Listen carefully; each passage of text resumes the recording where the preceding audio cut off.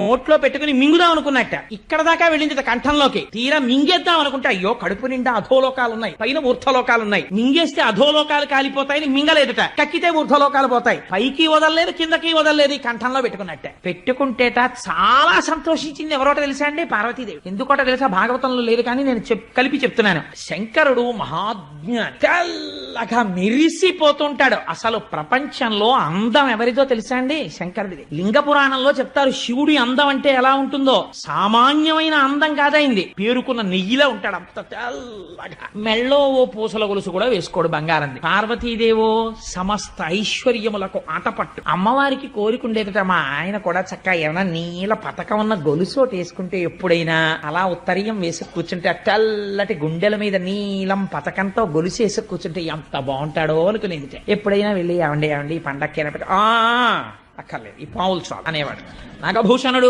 కానీ ఇవాళ కంఠంలో